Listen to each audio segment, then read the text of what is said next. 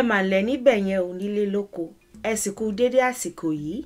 Hello everyone, it's Adirunke again. I hope your day is going well. Today, I'd like to talk about the words Ìwúre and Ìsúre and what they really mean, especially in relation to what they tell us about our own history and ancestry. They're often translated as prayer, but they're not. That's the translation. You can't really transliterate them that way. Before we decide whether these words mean prayer or not, let's find out what prayer means. Based on Google and similar dictionaries, apart from the online dictionary, even the written ones, request for help and expression of thanks seems to be the general theme. If you look at the Google definition of prayer, they define it as a solemn request for help or expression of thanks addressed to God or an object of worship, and could also be an earnest hope or wish. It could be a religious service at which people gather in order to pray and all that.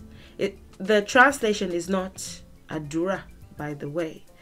The proper Yoruba word is Ìwúre or Ìsúre, like I'm addressing. I've already addressed the issues with the word Àdúrà in a previous video. In my previous video, actually, not just the previous video. So, request for help and expression of thanks can be done, and we have words for those. Request for help would be ìbéèrè fún ìrànlọ́wọ́, ìbéèrè fún ìrànlọ́wọ́, ìbéèrè fún ìrànlọ́wọ́. Expression of thanks would be ìdúpẹ́, ìdúpẹ́. No, that's not what the word is. The word Ìwúre is not synonymous to asking for help or thanking. So while these things can be done, téèyàn bá ń wúre, you can do this. Ẹ lè béèrè fún ìrànlọ́wọ́, ẹ lè dúpẹ́. Ṣùgbọ́n ìwúre kò ń ṣe gbogbo nǹkan tó kọ sí bíbá, kò tọ̀nà mọ́, wọn kò ń ṣe kankan náà. They're not the same. These things are done often, but that's not what the word means. So what do the words Ìwúre and Ìsúre mean? What do they mean? When you see a Yoruba word, the first thing to do is to check for a verb. It helps a lot. I'm just giving you tips and tricks here and there because I know that, especially for the learners, the more you learn, you find them relevant. The way that our words came to be, the system of word creation is so clear-cut that our words are not mysterious.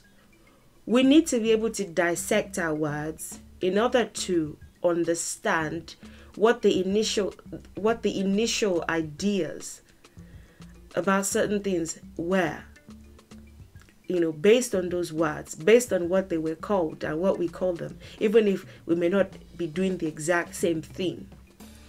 So it's very critical. How did our words come to be? How did we start to use words? How did this language develop?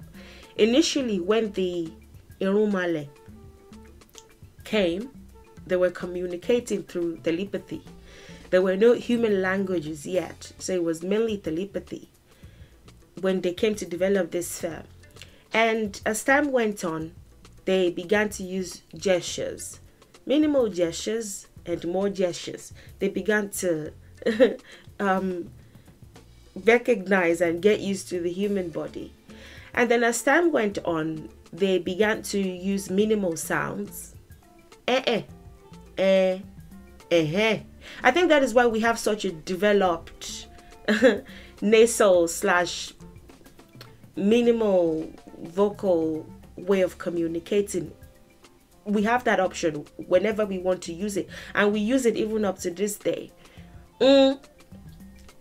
Suggests that something is happening or it happens, and even with the way that we speak till now, is still one very interesting remnant of our nasal and minimal vocal communication era. And then we began to develop words, verbs, more specifically. So, je, which is eat, sun, which is sleep, ka, which is count. And it's upon these basic verbs that our other verbs were built upon and additional meanings were added. So they began to have homonymal tendencies. Ge, which is caught, pon, which is climb, and all that. And as time went on, we began to add prefixes to them. O, bon. The prefixes are typically vowels. Typically a, e, I, o.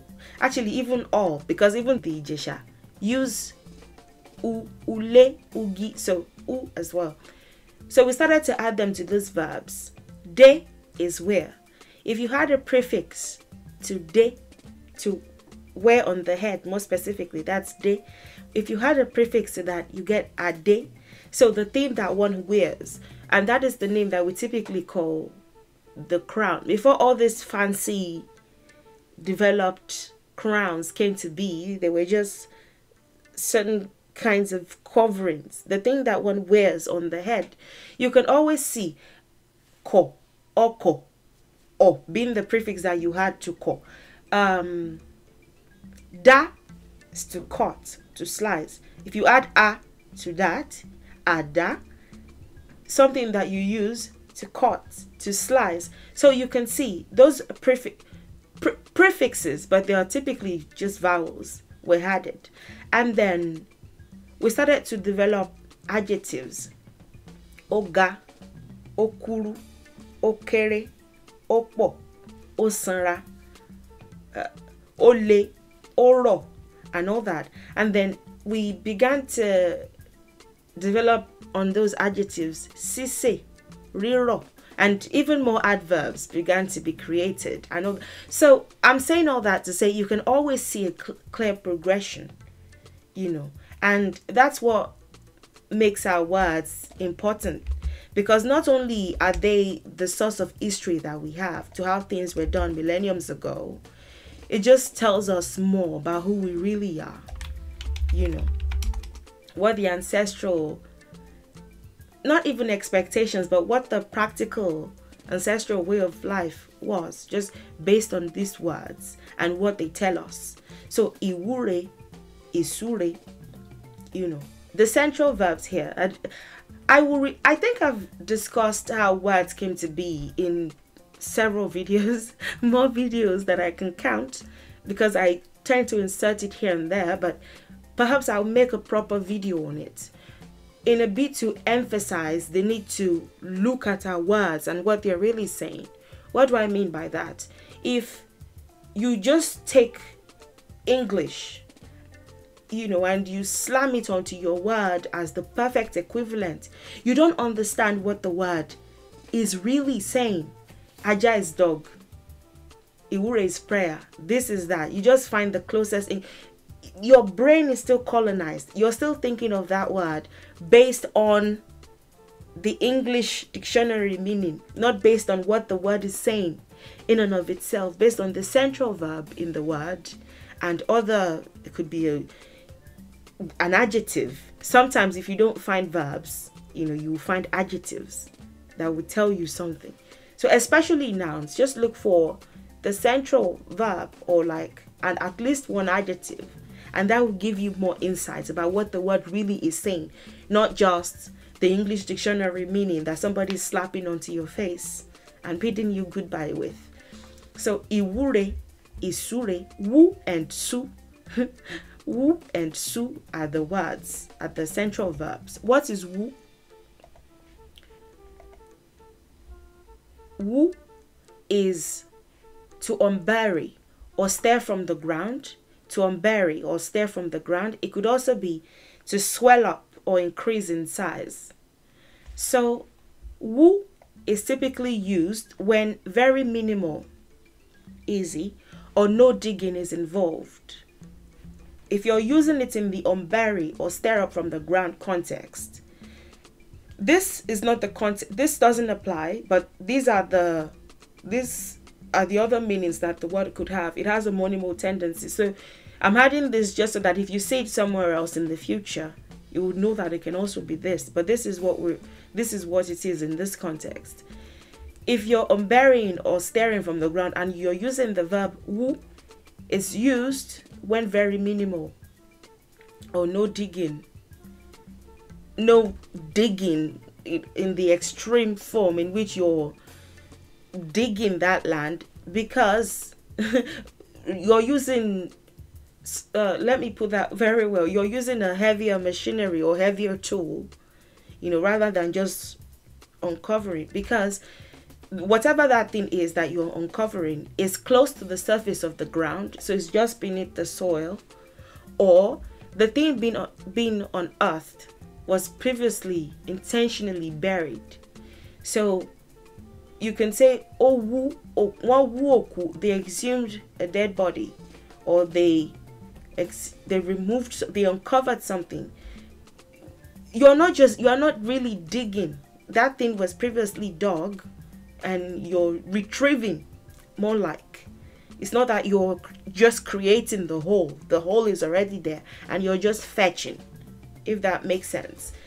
The thing is close to the ground, or the thing being on earth was previously intentionally buried. Wa and be are the words that are typically used when you're digging. So, one wa kusa. What else can you wa from the earth? Be, to dig. These are the proper words for when actual digging is involved. Wu is light. Within the digging sphere, who is light. And then su, let's look at what this verb means too. Su is to break forth from underneath a surface, or to appear in multitudes on the ground surface. From underneath the ground. When something appears in multitudes from underneath the ground, you say, oh, sujade. If it's the body, because it doesn't always have to be the ground, it can be like any surface. It could be the body. You could say egbo, it is a saw, or ewo, something. Onsu jade lare. Like this. You say osu jade lare. Tita. I don't know if this is tita. I don't know if this is chicken pox or smallpox, or I don't know which one is more closer to the other. Oh my goodness, I didn't do my research. I just took this picture. But su, that's what it is. And then ire is good or goodness, or it could be blessing or blessings. So ire has extensive use because it takes many forms. Goodness can include health, it can include wealth, it can include peace, it can include joy, it can include prosperity. So you may find it used in different contexts in alignment with the ones that I've just mentioned. Health, goodness, When I made the video on Ireakari, I don't know if I touched on it. Ireakari is a prayer that goodness, the blessings, will go round. So goodness, that in whatever form, depending on the situation, depending on what is happening, there will be goodness. Ìwúre is a combination of the words Ìwú, Ìre. Ìsúre is a combination of the words Ìsú, Ìre. Ìsúre, Ìwúre. So these are not really original. They are contractions of. They are not original. I mean, you can take out separate words from them. Kind of, you can establish a different word from this word. And you can see that these are the words that were combined to form this one word. Ìwúre is Ìwú, Ìre. Ìsúre is Ìsú, Ìre. Notice these prayer gestures that I have highlighted. You may notice the stretching of the middle finger. It's one gesture that you don't see often, but it aligns with the tallest finger being the Ashe finger. You may snap. There's a way that you can snap, that you can stretch your palm. you can put your palm together, where you don't just put it together, you clap them together like this. So if someone is praying and you see people doing this, don't think they're clapping for the person because they're delivering a good speech. It's a prayer. Prayer gestures are even more gestures apart from prayer gestures I will address in the future. Do more research on and address in the future. Let's not get distracted. Let's go to the words. Ìwú, Ìwúre. The act of woo is to unbury. To unbury, or like uncover or retrieve. That thing is not, you don't have to dig for it. And even if you have to remove the soil from the surface, you're not really digging. It was already dug.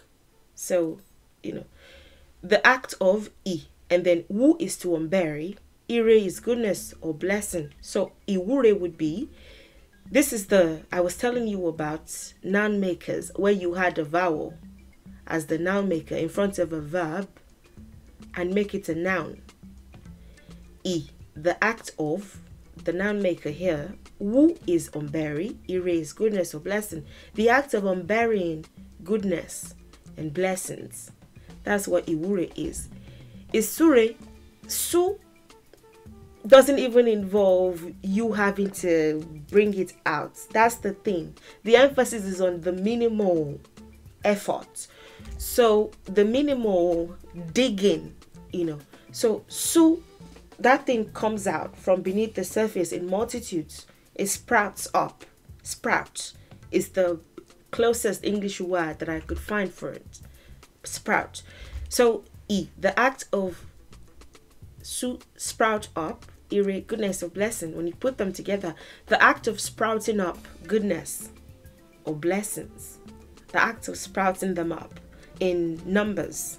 If Ìwúre is the act of unburying goodness and blessings, or goodness or blessings, and Isure is the act of sprouting up goodness or blessings, then it's not really requesting. There are some things that this word can tell us and can be verified even with our own spiritual systems.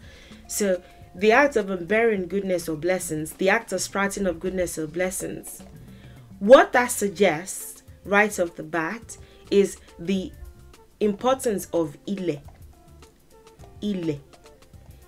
because they are both from underneath the ground, unburying, sprouting up. Although not mentioned in the words themselves, it's highly suggested. It's clear, So Ìle is a very critical point of focus regarding how they thought the prayers were actually. I'm using prayer because I'm speaking English. That's the closest English word that I can think of. That's the one that they have. So we're going to, I think they even got it from French. I think so. I'm not sure.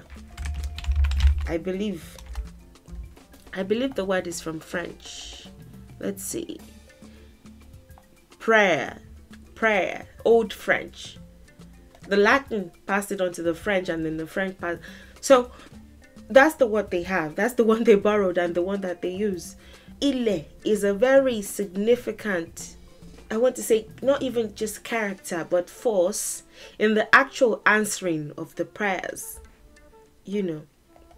What I mean is, the provision of blessings or goodness is only possible through Ìle, irrespective of the deity or force you approach. And I think that's why there's no, it's one of the reasons anyway why there's no clash.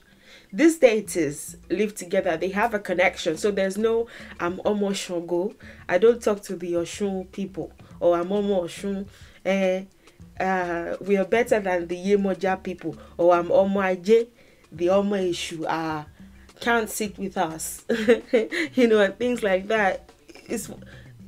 They all work together as a unifying force, but we also recognize that Ìle is the one that would actually answer that prayer, grant that wish, They would have to work with Ile, you know, or have Ile support.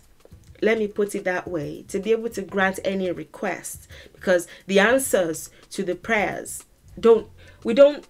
when we pray, traditionally speaking, we don't think that there's a factory somewhere up above where they would say, okay, somebody has sent in a request, okay, let's see, and then they go to the factory and then they start to manufacture the blessing or some other. We don't have any of those crazy imaginations. We somewhat know already that the answers to the prayers are here. They're already established. What we have to do is to call them forth, to sprout them forth, to unbury them. Not having to dig, by the way, because that's not what this word suggests, but to uncover, to unbury, you know. So while in the Abrahamic faith, there's the concept of showers of blessing. There shall be showers of blessing and all that. I think there's a mention of showers of blessing in the Bible. I don't know if there's something related in the Quran. We don't have that. We instead think of sprouts of blessing, not shower. We don't believe that we don't look to the sky. We believe that they're already here. You know, we don't look to the sky or beyond the planet hoping that there's some place up above Earth that has the answers. We know that they're here and we just have to uncover them. So that is one of the reasons why Ile is respected a lot. The newer concepts of Orun that came recently are not helping. The recent stories about Obatala climbing down from the sky with some distilled alcohol. I don't know if I guess that lets us know that in the for the people that created these new stories, that lets us know that they think there's a palm wine factory that you can plant palm trees beyond the earth's surface. I really don't know. They are funny, they are quite entertaining, and it's interesting that, you know, even people that are supposed to be elders in the spirituality are saying them, but they are fairly recent.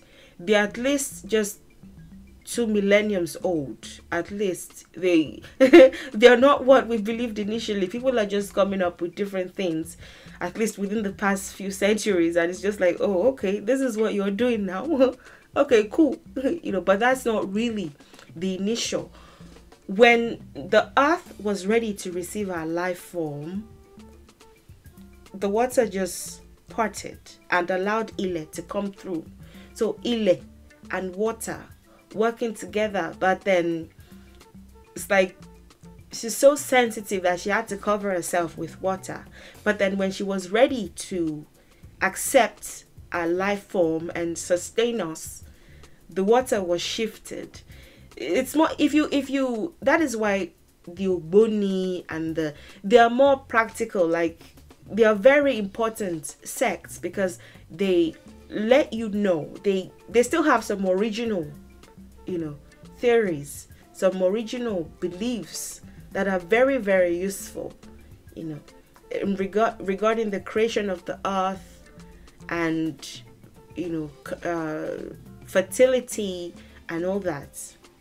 As far as uniqueness is concerned, they still have some of those original ideas. But El Batala got drunk when he climbed down. That is why we don't give him palm wine. Those are just stories that were created around the Ewo, the taboos that we know that are associated with this date is not really what was it. It's just newer stories that were formed to align with those taboos. So those are just fables. I'm saying all that to say we don't believe in showers of blessing. The concept of showers of blessing came in maybe the 12th, 13th, 14th, 15th, 16th centuries. You know, maybe 17th century. We don't know what that is. We instead think of sprouts of blessing. So Ile is very crucial. Our requests are granted by the earth as the concept of a general heaven up above where a god is seated and being worshipped, is foreign to us. These things are just like a couple of centuries old. We don't know. Originally, we don't know what this is.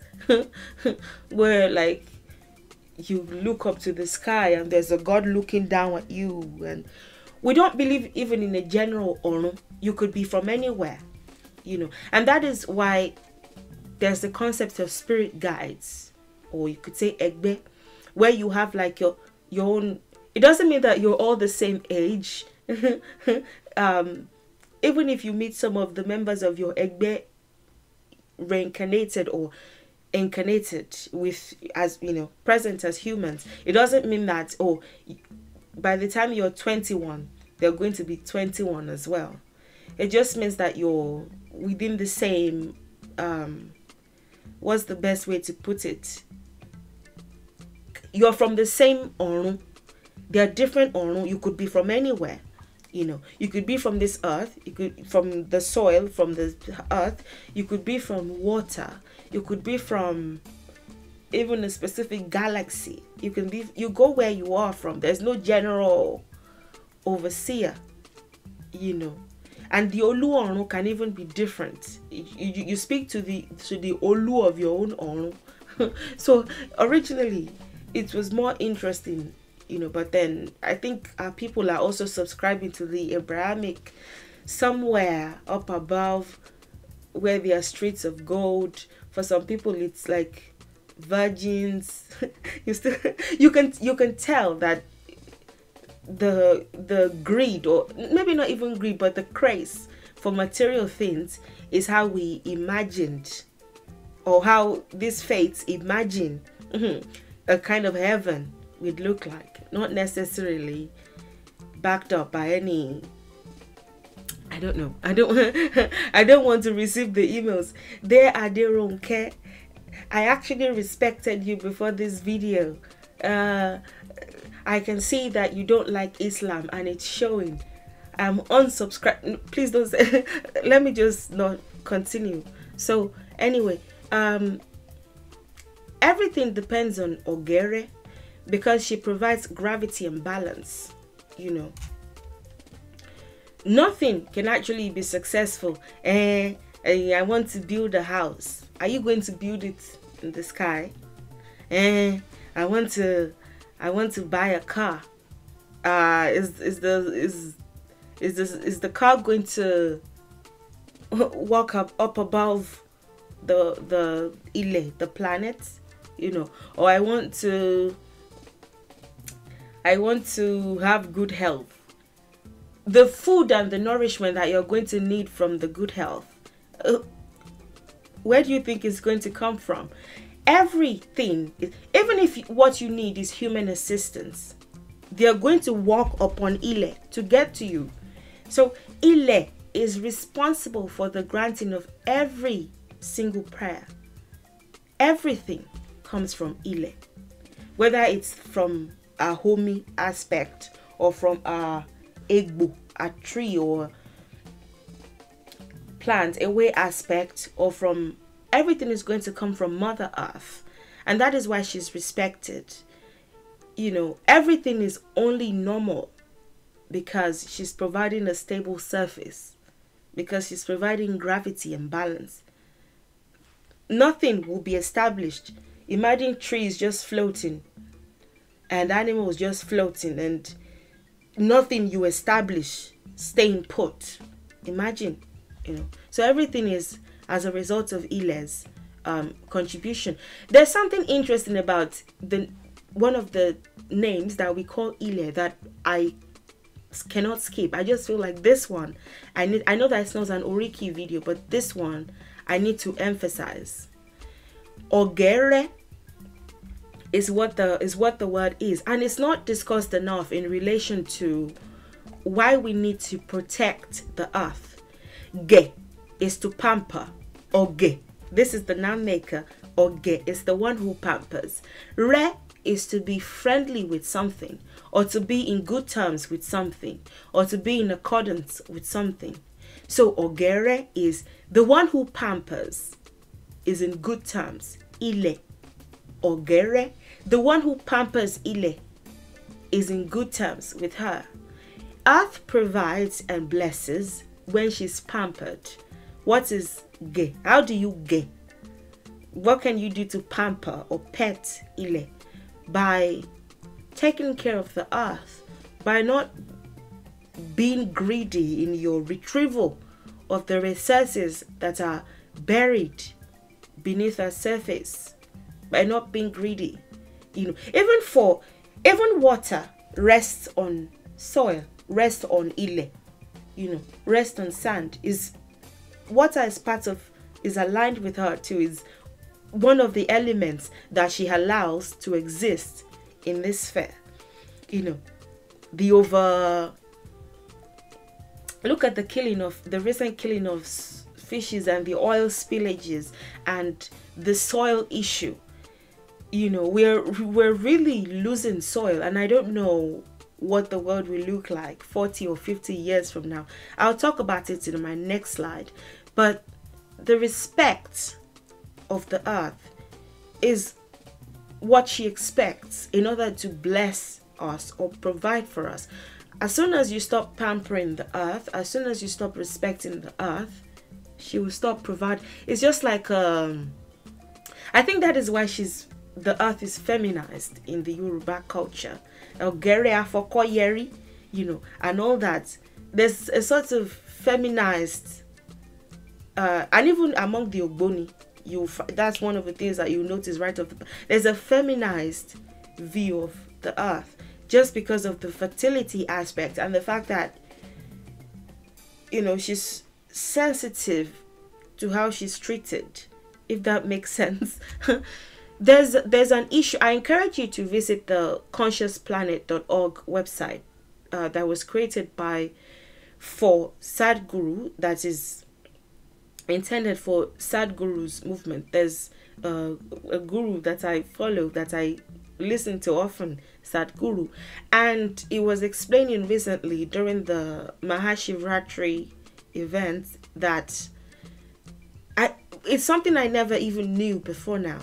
You know, that there's an issue of desertification that is bound to cause famine in sooner than we think, within the next couple of decades.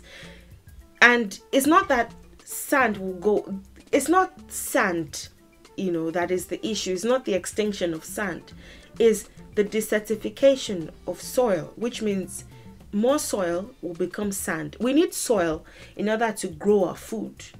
But when the soil is desertified, then it doesn't yield anything. It doesn't produce food. If you plant corn, it will not grow. If you plant beans, it will not grow because it has become sand. So it's not that we won't have sand, it's soil that we're losing.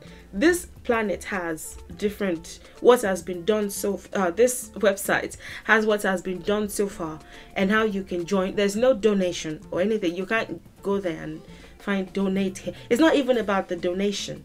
It's about just talking more about it on your different platforms. Even if it's just 2 people that see it on your Insta, even if you have 2 followers and they are the only 2 people that see it, it makes a difference, just so that people are conscious of these things. Recently, there's even a major issue. This desertification in the north, at least in parts of the north where you had more growth. The Fulani people are grazers, so they graze, but when the soil is no longer producing plants for the cows to feed on, and it's just sand and there's nothing for the cows to eat, they start to move to the west. I'm just trying to explain what is really happening. They start to move to the west. When they move to the west, where the Yoruba people majorly are, and this is within Nigeria, they enter the farms. There are still many farmers. Farming is our own general native occupation as Yoruba people. They start to move into the farms and eat the crops.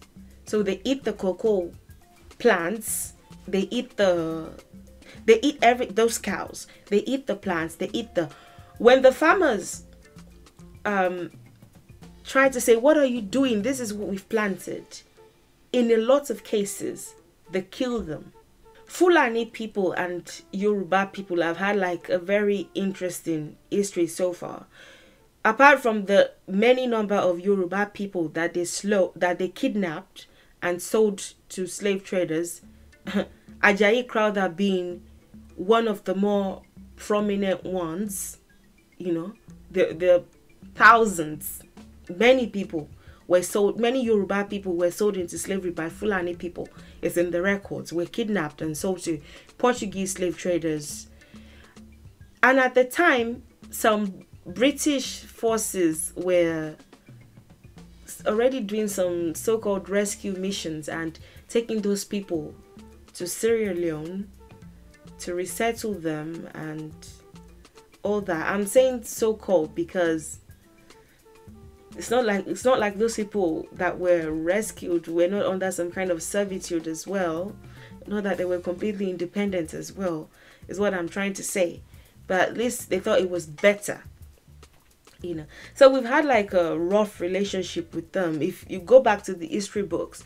So anyway, they come into these farms. Sometimes they kill the farmers. They take over the farms and all that.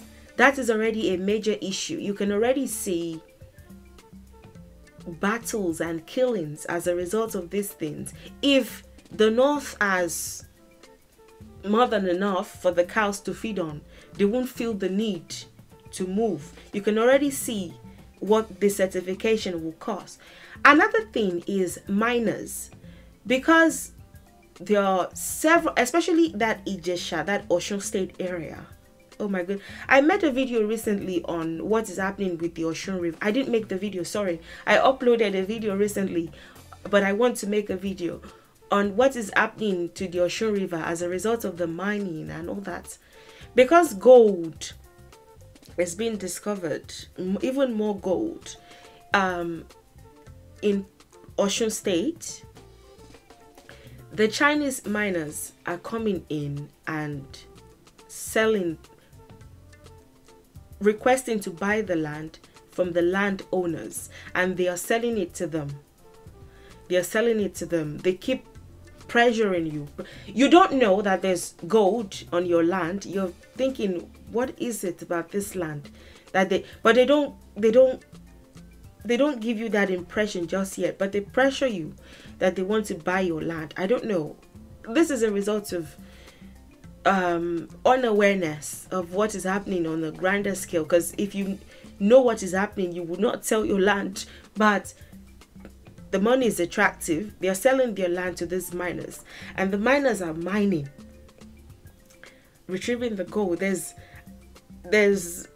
a lot of news reports and articles about what actually happens when you try to approach them.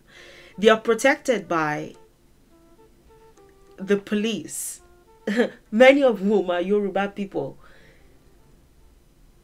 They pay the police heavily, and those ones protect them from being questioned about the mining practices.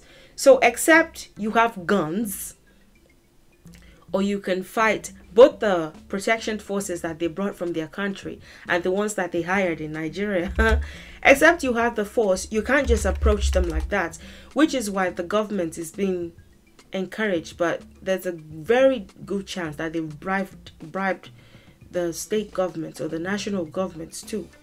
So it's a whole mess. As a result of just soil and desertification, you can already, the Fulani aside, the soil is being desertificated. And if that was just it, that's not just it. Sorry, my mind went off. That's not just it. The rivers are also being destroyed. You know, the land that can be used for farming are also being destroyed. People's houses that are close to this land are also at a risk of being destroyed because they're digging into the Earth's crust to find gold. So it's a huge mess.